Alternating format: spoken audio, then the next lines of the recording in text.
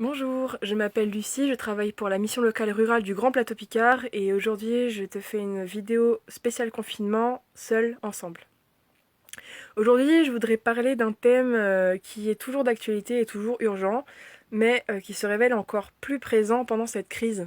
Ce qui est assez alarmant, mais en même temps c'est pour ça que je voulais t'en parler. Qu'est-ce que c'est? C'est le sexisme. Wouhou! Le sexisme, qu'est-ce que c'est le sexisme? En gros, c'est comme le racisme, c'est une discrimination, voilà, d'une partie de la population qui a accès à certains privilèges envers une autre partie de la population qui n'a pas ces privilèges. Donc discrimination, c'est-à-dire que, en gros, c'est certains hommes qui et certaines femmes qui vont aussi exercer cette pression et ces préjugés sur d'autres femmes. Et ce qui va les empêcher d'accéder à certaines choses, à certains privilèges, certains conforts, certaines sécurités, certains respects, etc. Ok. Donc concrètement, ça a des impacts concrets, comme le fait que les femmes soient 26% moins payées que les hommes à poste égal, comme le fait que on a beaucoup plus de chances de se faire attaquer ou violer, etc. Enfin, tout ça.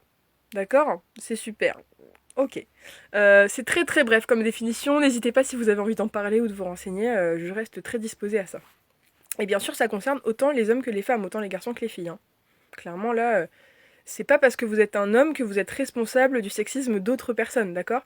Et c'est pas parce que vous êtes une femme ou une fille que vous avez pas en vous parfois des réflexes sexistes, parce qu'on a été éduqués dans un monde sexiste. Donc malgré nous, on a ça en nous, quoi. C'est comme le racisme, c'est comme le mépris de classe, le fait de penser que les pauvres sont inférieurs aux riches, etc. Même si on veut pas penser ça, malheureusement, on a des choses en nous qui ont été inculquées, qu'il faut déconstruire, qu'il faut retirer, quoi. Avec intelligence, avec dialogue et tout. Ok? Donc là, c'est pas pour vous faire culpabiliser, c'est pour justement qu'on ouvre les yeux et nos cœurs. Tout ça pour dire que j'ai vu passer des choses atroces. Sur le fait que les filles, là, pendant le confinement, elles font plus de sport, elles mangent trop, nan nan nan, elles vont plus être belles parce que oui, elles se laissent pousser les poils, elles se maquillent plus, tout ça et tout. Stop, stop, stop, stop. Les filles, votre rôle n'est pas d'être belle, n'est pas de plaire, n'est pas de convenir aux exigences et aux fantasmes de certains hommes. Et les mecs, non, ça ne vous rend pas cool de faire ce genre de blagues. Il y a plein de filles qui sont, et d'hommes, de femmes et d'hommes qui sont dans des situations extrêmement stressantes, que ce soit juste le confinement, la crise qui est en train de se dérouler, tout ce qui va se passer, etc. Plus le télétravail, plus les enfants quand il y en a, etc. C'est pas la peine d'en rajouter, d'accord?